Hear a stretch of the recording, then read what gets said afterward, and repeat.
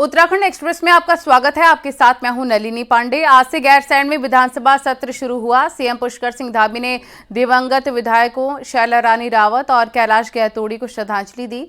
वहीं सीएम धामी ने कहा कि मानसून सत्र शुरू हो गया है और अनुपूरक बजट आने वाला है। पक्ष विपक्ष मिलकर राज्य के हित में चर्चा करेंगे और उसे धरातल पर उतारा जाएगा। इसके साथ ही सीएम धामी ने कहा, जितने काम होते हैं उसके मुताबिक सत्र निर्धारित होता है।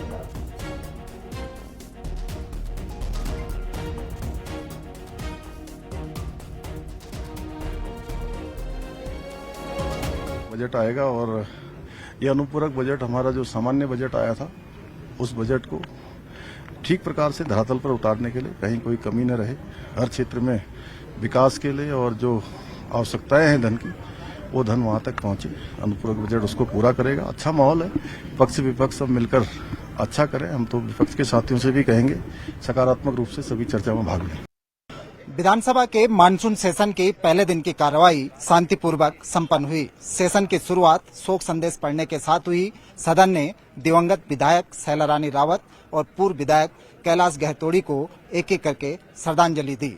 सेशन के सेकेंड हाफ में 3 विधेयक पेश किए गए, जिनमें नगर निगम एक्ट में एक संशोधन विधेयक था, दूसरा नगर पालिका एक्ट में संशोधन विधेयक था और तीसरा जो महत्वपूर्ण विधेयक टेबल किया गया public private property damage act, उसको टेबल किया गया। गुरुवार को इस पर चर्चा भी हो सकती है और गुरुवार को इसे पारित भी किया जा सकता है।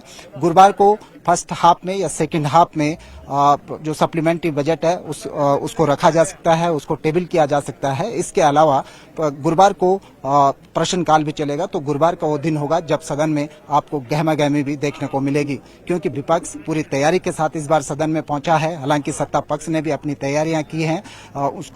सत्ता पक्ष को लगता है कि इस बार विपक्ष मुखरता के साथ अपने सवाल सदन में रख सकता है। विपक्ष का कहना है कि उसके पास कानून व्यवस्था से लेकर भ्रष्टाचार से लेकर वो तमाम मुद्दे हैं जिनको वो गुरुवार को सदन में रखने जा रहा है। कैमरा पर्सन दीपक उपाध्याय के साथ सुनील नौप्रभात, न्यूज़ 18 गैरसैंण। बुधवार से भराड़ीसैंण में विधानसभा सत्र चल रहा है, तो विधानसभा से 15 किलोमीटर दूर गैरसैंण में पूर्व सीएम हरीश रावत धरने पर बैठे थे। हरीश रावत के धरने पर बीजेपी जमकर बरसी, तो हरीश रावत भी बोलने से पीछे नहीं रहे।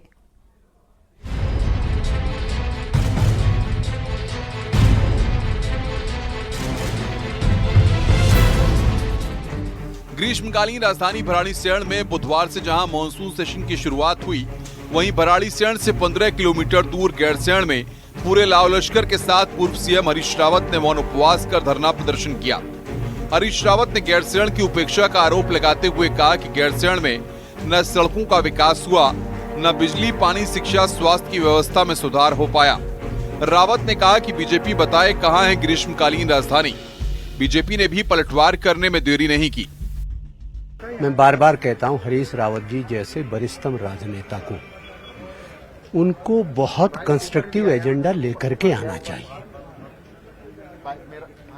वो इन बातों को छोड़ दें कि केवल नकारात्मक चीजों में समय बर्बाद करते हैं अपना भी, और फिर ढाक के 3 बात सस्टेंस उनके मुद्दों में कुछ होता नहीं है। राजधानी को लेकर, गैरसैंण को राजधानी बनाए जाने को लेकर हमेशा राजनीतिक रूप से किसी ने गेंदबाजी खेली है या उसको राजनीतिक मुद्दा बनाने की कोशिश करी है, वो हरीश रावत जी ने की है। वे भी मुख्यमंत्री रहे हैं, उन्होंने क्या किया उस समय शायद वो इस राजधानी को ढूंढ रहे होते तो सही ढंग से उनको अपने प्रश्न का उत्तर मिल गया होता। धरने पर बैठे हरीश रावत ने भी इसका जवाब दिया और कहा कि हमने विधानसभा भवन बनाया, सचिवों विधायकों के आवास बनाए, विधानसभा सचिवालय के लिए 57 करोड़ रुपया छोड़ के गए, 500 आवासीय भवनों का टेंडर करके गए। रावत ने कहा कि कांग्रेस सत्ता में आई तो गैरसैंण को स्थायी राजधानी बनाया जाएगा।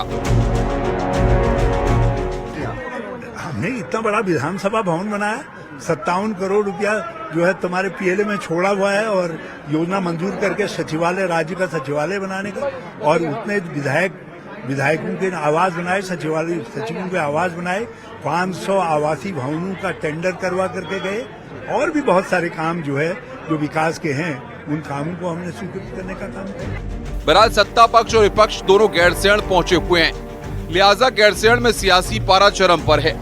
बुधवार को सदन के बाहर जो हुआ, गुरुवार को सदन के भीतर भी कुछ ऐसा ही नजारा देखने को मिल सकता है।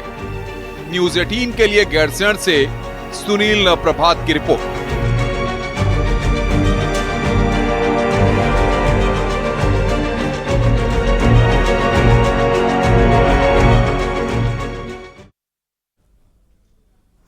बुधवार को सेशन का पहला दिन भले ही बिना किसी शोर शराबे के गुजरा हो, लेकिन गुरुवार को नजारा ठीक इसके उलट देखने को मिलेगा। कैसा रहेगा गुरुवार का दिन, इस रिपोर्ट में देखें।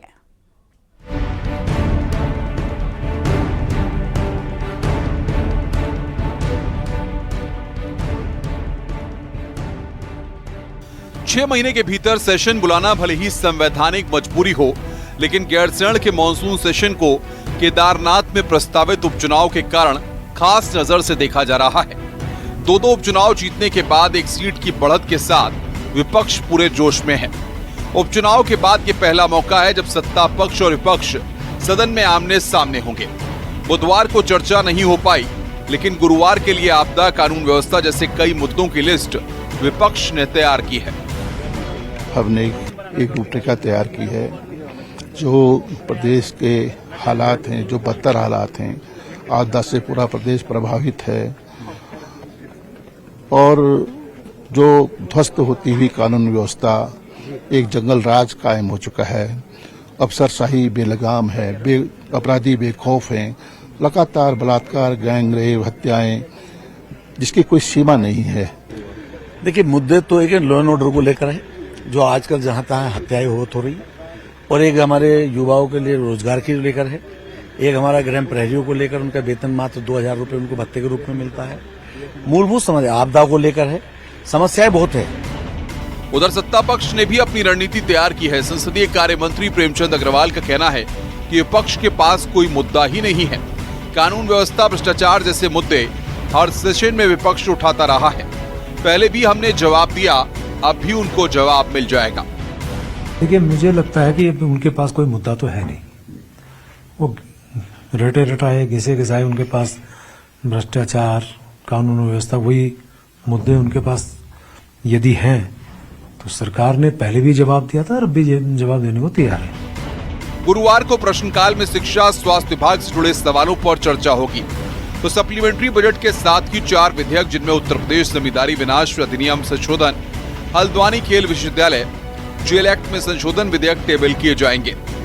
न्यूज 18 के लिए गैरसैंण से सुनील प्रभात की रिपोर्ट।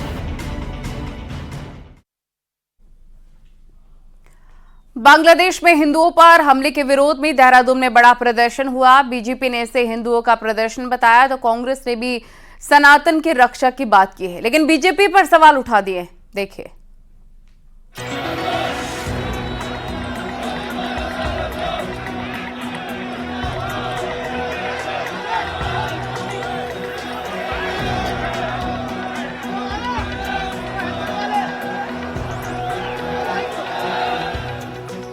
बुधवार को सुबह 10 बजे से 12 बजे तक देहरादून के बाजार बंद रहे, तो गांधी पार्क से कचहरी तक हिंदुओं पर अत्याचार के खिलाफ बड़ा प्रदर्शन हुआ।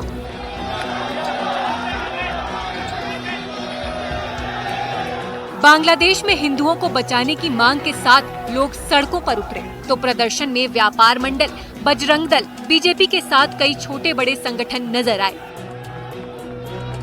बीजेपी प्रदेश अध्यक्ष से लेकर वार्ड मेंबर तक इस प्रदर्शन में जुटे और बांग्लादेश में हिंदू और हिंदू महिलाओं पर हो रहे अत्याचार को गलत बताया। ये आज मेरा, आपका, ये सर्व हिंदू समाज का एक प्रदर्शन है। इसमें संत समाज अगुवाई कर रहा है और इसमें आप देख रहे हैं देहरादून के पूरे बाजार बंद हैं। देहरादून की सारी मंदिर समितियां यहाँ पर उपस्थित हैं। किसी एक संगठन का ये प्रदर्शन नहीं है, सर्व हिंदू समाज का ये संगठन है। बांग्लादेशी हिंदुओं के समर्थन में प्रदर्शन में बीजेपी नेता शामिल हुए, तो सवाल कांग्रेस ने भी उठाए। कांग्रेस ने सनातन धर्म की सुरक्षा को जरूरी बताया, लेकिन बीजेपी के रवैये पर सवाल खड़े किए।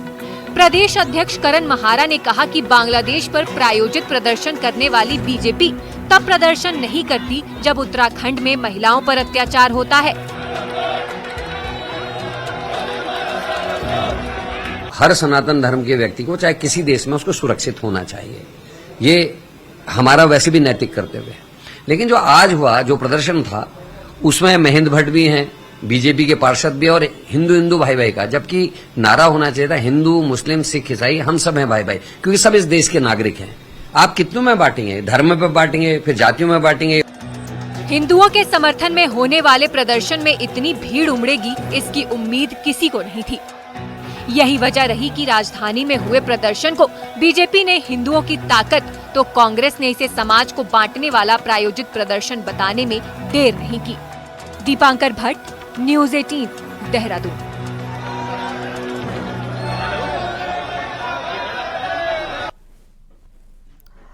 दलित संगठनों ने SC/ST रिजर्वेशन से क्रीमी लेयर को हटाने के सुप्रीम कोर्ट के फैसले के खिलाफ बुधवार को भारत बंद बुलाया था और इस दौरान इस बंद का कुमाऊं की तिराई इलाके में असर भी देखने को मिला। उधम सिंह नगर के जिला मुख्यालय रुद्रपुर में कई दलित संगठनों ने मिलकर पदयात्रा निकाली और जिलाधिकारी से मुलाकात की है। इस दौरान उन्होंने केंद्र सरकार से मांग की कि SC/ST आरक्षण से किसी तरह की छेड़खानी न की जाए और सुप्रीम कोर्ट के फैसले के खिलाफ सरकार अध्यादेश लेकर आए।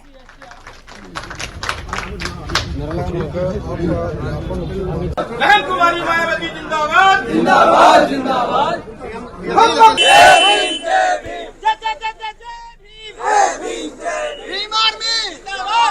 अध्यादेश के द्वारा रोकने 1 अगस्त का फैसला था सुप्रीम कोर्ट का। इस फैसले को लेकर के माननीय बहन कुमारी मायावती जी ने विभिन्न चैनलों के माध्यम से, अपने ट्वीट के माध्यम से काफी समय से रोष व्यक्त किया है और लगातार भारत सरकार को चेता है कि इसको संशोधन किया जाए विधेयक ला करके, और नहीं तो इसको छेड़ने का किसी को अधिकार नहीं है। भारत बंद के आह्वान पर रुड़की में आज भीम आर्मी और आजाद समाज पार्टी ने भी समर्थन रैली निकाली। इस दौरान बड़ी संख्या में कार्यकर्ता मानवीय चौक पर इकट्ठा हुए और ज्वाइंट मजिस्ट्रेट कार्यालय पहुंचे, जहां उन्होंने राष्ट्रपति के नाम ज्ञापन भेजा। उन्होंने कहा कि सरकार वर्ग के आधार पर आरक्षण लागू करना चाहती है और हमें जातियों में बांटना चाहती है, क्योंकि सरकार के पास जातिगत का कोई समीकरण नहीं है। आदरणीय एडवोकेट चंद्रशेखर आजाद जी ने समर्थन किया है। हमारे समाज के लोगों ने भारत बंद बुलाया था और हम लोग समर्थन में आए हैं, सहयोग में आए हैं। उनके इस बहुजन समाज के सुख दुख में 24 घंटे हम लोग साथ रहेंगे। उस समर्थन को देखते हुए हम लोग हजारों की संख्या में सड़कों पर आए और अपने अधिकारों के लिए आज हम यहाँ ज्वाइंट मजिस्ट्रेट कार्यालय रुड़की में पहुंचे।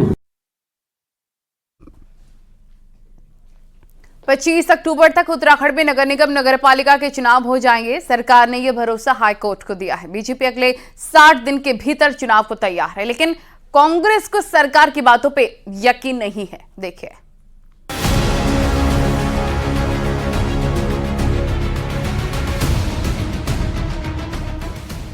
मंगलवार को हाईकोर्ट में सरकार ने कह दिया कि 25 अक्टूबर से पहले निकाय चुनाव हो जाएंगे। कोर्ट में सरकार की तरफ से कही गई बात के बाद बीजेपी चुनाव को लेकर तैयार है। प्रदेश अध्यक्ष महेंद्र भट्ट की माने तो बीजेपी किसी भी वक्त चुनाव को तैयार है और जल्द ही सभी निकायों में टीमें भेजी जाएंगी। बिल्कुल तैयार है, बहुत जल्दी अपने जो टोली हमको उसमें भेजनी है प्रत्येक नगर निगम में नगर पालिका, उसकी घोषणा बहुत जल्दी करने वाले। कोर्ट ने कहा है और सरकार भी पहले से ही तैयार है। सरकार जो है चुनाव कराने के लिए हमेशा तैयार है। कुछ टेक्निकल बाधाएं थी, वो सारी बाधाएं दूर कर ली गई हैं और मुझे लगता है कि कोर्ट का भी आदेश हुआ है और सरकार भी चाहती है कि जितनी जल्दी से जल्दी चुनाव हो, तो 25 अक्टूबर से पहले चुनाव हो जाने चाहिए। बीजेपी तैयार है, लेकिन कांग्रेस को सरकार के दावों पर यकीन नहीं है। कांग्रेस के मुताबिक अभी परमिशन से लेकर ओबीसी आरक्षण तय नहीं हुआ है, तो राज्य निर्वाचन आयुक्त का पद भी खाली पड़ा है। ऐसे में सरकार और बीजेपी चाहे लाख दावे कर लें, निकाय चुनाव नहीं होने वाले। मन में अभी लोग आक्रोशित हैं, ऑब्जेक्शंस लगा रहे हैं, वो कब रिमूव होंगे, क्या उस पर जांच बैठेगी, क्या होगा। उसके अलावा ओबीसी का आरक्षण की अभी स्थिति स्पष्ट नहीं है, जो हो रही बिना चुनाव होना संभव नहीं है। मुझे लगता है ये एफिडेविट भी गलत होगा, लास्ट में कोई ना कोई बहाना सरकार ढूंढेगी। निकायों का कार्यकाल पिछले साल दिसंबर में पूरा हो चुका है और तब से दोनों पार्टियों के नेता सिर्फ तारीख के ऐलान का इंतजार कर रहे हैं और जब तक चुनाव तारीख का ऐलान नहीं हो जाता तब तक कांग्रेस को बीजेपी और सरकार के दावों का यकीन नहीं है। दीपांकर भट्ट, न्यूज़ 18, देहरादून।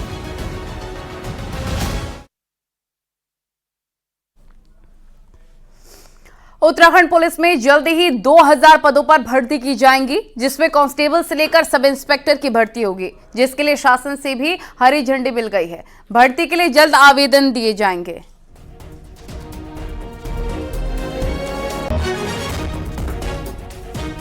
को अभी जो नई भर्ती आने वाली है, लगभग जो है अभी 2000 के करीब भर्ती अभी हमारी इस साल जो है शासन को प्रस्ताव गया है, जिसमें 1600 तो जनपदीय पुलिस के है और 400 के करीब जो है वो पीएसी के भी कर्मचारी है। तो हमारी लगभग इससे काफी हद तक जो रिक्ति है उसकी पूर्तता हो जाएगी। लगभग अभी 2300 के करीब हमारी रिक्ति चल रही, तो 2000 अगर ये हमारे सिपाही आ जाते हैं तो उत्तराखंड पुलिस एक मजबूत स्थिति में होगी। जनता की बेहतर जो है सेवा और जो है बेहतर जो है सर्विस के लिए जो है उत्तराखंड पुलिस तत्पर है। और जूना अखाड़ा के दिवंगत महामंडलेश्वर पायलट बाबा का पार्थिव शरीर आज हरिद्वार के जगजीतपुर स्थित उनके आश्रम पहुंचा और इस दौरान बड़ी संख्या में जमा हुए साधु संत और पायलट बाबा के शिष्यों ने उनको श्रद्धांजलि दी है। श्रद्धांजलि देने के साथ पायलट बाबा का शव पहुंचने पर उनके समर्थक और शिष्य काफी भावुक नजर आए। ढोल नगाड़ों के साथ लाए गए शव को आज शिष्यों के दर्शन के लिए रखा गया है। गुरुवार को पायलट बाबा को भू समाधि दी जाएगी। मंगलवार को मुंबई के एक निजी अस्पताल में पायलट बाबा का 86 साल की उम्र में निधन हो गया था। वे लंबे वक्त से बीमार चल रहे थे। जो राष्ट्र से लेकर चीन का आपको पता है कि वो जो है चीन के युद्ध में भी थे और देश के मतलब जो है 3-3 महीना जल में, हिमालय में जल में समाधि लगाना, भूमि में समाधि लगाना, ध्यान केंद्र में रहना, तो ऐसे कभी कभी दुर्लभ ऐसे महापुरुषों का कभी कभी अकल्पनीय अवतार होता है। और अब आपको दिखाते पहाड़ टॉप 10 न्यूज। नैनीताल झील में गिरकर डूबने से एक शख्स की मौत हो गई। बताया जा रहा है कि शख्स झील के किनारे बैठा था, तभी अचानक से झील में गिर गया। विकास नगर की आसा नदी में शव देखने से हड़कंप मच गया। शव को पोस्टमार्टम के लिए भेज दिया गया है। ऋषिकेश के बैराज जलाशय में एक भालू का शव मिला। फिलहाल वन विभाग जांच में जुटा है। पौड़ी में आरक्षण बचाव संघर्ष समिति के लोगों ने अम्बेडकर के मूर्ति स्थल पर धरना दिया। हालांकि इस धरने में गिने चुने लोग ही नजर आए। चमोली में भारत बंद का मिला जुला असर दिखा। SC/ST समुदाय के लोगों ने कुछ जगहों पर जुलूस प्रदर्शन कर अपना विरोध जताया। भारत बंद का असर पौड़ी में कई जगह नहीं दिखा। यहां पर सभी बाजार खुले नजर आए और आम लोग भी रोजाना की तरह अपने कामों में लगे नजर आए। विकास नगर में डंपर यूनियन ने अनिश्चितकालीन हड़ताल का ऐलान करते हुए धरना प्रदर्शन किया। डंपर मालिकों के खिलाफ नारेबाजी की। Kolkata rape and murder case को लेकर विरोध कर रहे डॉक्टर ब्लड कैंप लगाते नजर आए और 40 यूनिट ब्लड इकट्ठा कर ब्लड बैंक को सौंपा। टिहरी में सालों से बंद पड़े पर्यटन सुविधा केंद्र और रैन बसेरे फिर से शुरू होंगे। इससे बेरोजगारों को स्वरोजगार से जोड़ा जाएगा। पौड़ी में त्रिस्तरीय पंचायत चुनाव से पहले जिला प्रशासन ने ग्राम पंचायतों के पुनर्गठन और परिसीमन की कार्रवाई को पूरा कर लिया है। और अब खबरें विस्तार से। रुद्रपुर में तेज रफ्तार कार ने ई रिक्शा को जबरदस्त टक्कर मार दी, जिसमें ई रिक्शा ड्राइवर समेत 4 लोगों की मौत हो गई है, जबकि 2 घायल हो गए हैं, जिन्हें इलाज के लिए अस्पताल में भर्ती करवाया गया है। मरने वालों में 3 महिलाएं हैं। वहीं पुलिस ने कार से ड्राइवर को गिरफ्तार कर लिया है।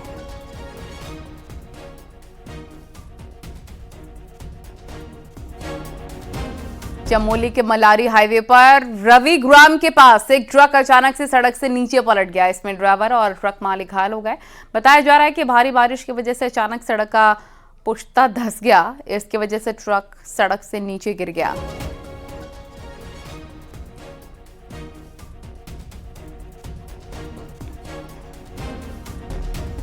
हरिद्वार में लक्सर रोड पर कुछ लड़कों ने एक बुजुर्ग की पिटाई कर दी। घटना कनकल थाना क्षेत्र के जगजीतपुर बस अड्डे के पास की, जहां युवकों ने एक बुजुर्ग को बेल्ट और लात घूंसों से पीटा है। मारपीट की घटना का वीडियो वायरल है। इस दौरान वहां काफी भीड़ जमा हो गई।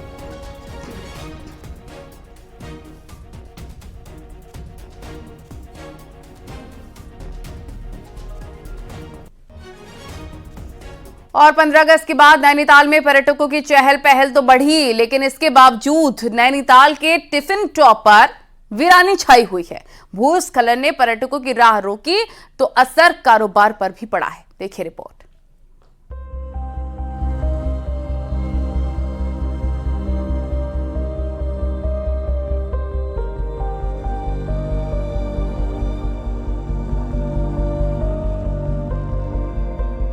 नैनीताल की टिफिन टॉप में पहाड़ी गिरने के बाद ये पर्यटन स्थल सूना पड़ा है। भूस्खलन के बाद यहाँ पर्यटकों की आवाजाही पर रोक लगी है तो कारोबारियों पर सीधा असर पड़ा है। दुकानदारों से लेकर गाइड और घोड़ा चालक सैलानियों की आवाजाही खत्म होने से निराश है, लेकिन आसपास के स्थानों को खोलने की मांग की है। हम लोग इतना बड़ा संकट में हैं, यहाँ पर हमारा रोजगार पूरा बंद है, जिसमें हम घोड़ों को खिलाते हैं तो 250-300 रुपये रोज पर डे, लेकिन पूरा रोजगार हमारा यहाँ पर बंद हो रहा है और बहुत बड़ा संकट में हम लोग आए हुए हैं। हमारा कहना ये है, हमारी मांग ये है शासन प्रशासन से वहाँ का पूरा मेंटेनेंस किया जाए बहुत अच्छे से, हमारा रोजगार खोला जाए। टिफिन टॉप में सैलानी यहाँ के दिलकश नज़ारे देखने आते हैं, जहाँ वो घुड़सवारी का भी आनंद लेते हैं तो सनसेट और सनराइज के साथ हिमालय के दीदार भी यहाँ से होते हैं। वहीं लंबी दूरी तक यहाँ से प्राकृतिक सौंदर्य भी लोगों को यहाँ खींच लाता है। मांग ये है कि इसको रिपेयर करके सही किया जाए। तो नैनीताल का मेन जान है पॉइंट, इसको फिर जिंदा किया जाए। अब तो आर्टिफिशियल तरीके से जिंदा हो सकता है, वो नेचुरलिटी वाली बात तो रही नहीं। लेकिन यहाँ तक टूरिस्ट आना चाहिए, बिल्कुल आना चाहिए, वरना ये अंधेरे में मर जाएगा पॉइंट। टिफिन टॉप की डोरोथी सीट के टूटने के बाद आवाजाही बंद है तो इसका सीधा असर कारोबार पर भी पड़ा है। हालांकि अगर आसपास भूस्खलन वाली पहाड़ी को छोड़कर अनुमति मिले तो कारोबारियों को राहत मिल सकती है। न्यूज़ 18 के लिए नैनीताल से वीरेंद्र बिष्ट की रिपोर्ट।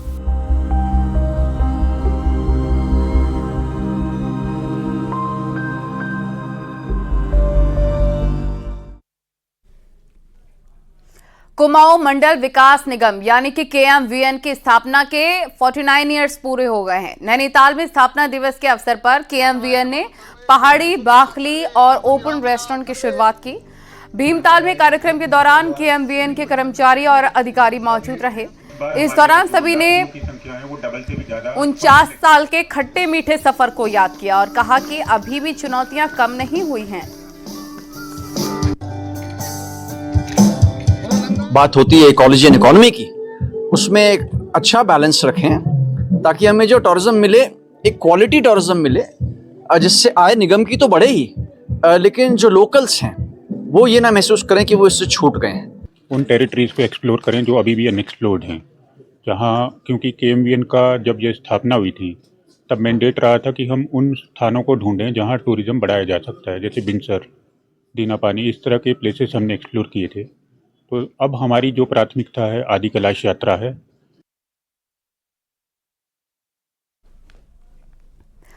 हरिद्वार में कॉलोनी में युवकों ने फायरिंग करके दहशत फैला दी। फायरिंग की घटना CCTV कैमरे में रिकॉर्ड हुई है। इसमें 2 बाइकों से 4 युवक आते हैं और खड़े होकर आपस में बात करने लगते हैं।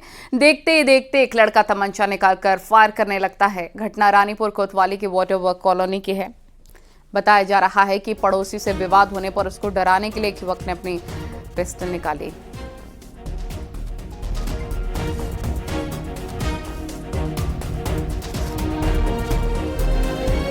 जाने से लोगों में काफी दहशत है। केमसारी टिन शेड कॉलोनी, मोलधार और गीता भवन इलाके में कई बार गुलदार देखा गया है और अभी तक कई पालतू जानवरों को अपना निवाला गुलदार बना चुका है। लोगों का कहना है कि वन विभाग शिकायत के बावजूद गुलदार नहीं पकड़ पाया है, जिसके बाद अब लोगों ने DM से गुलदार को पकड़ने की मांग की है। दिन में 2-3-4 बजे दिखाई दे रहा है। खबरें जारी हैं, रुकेंगे छोटे से ब्रेक के लिए।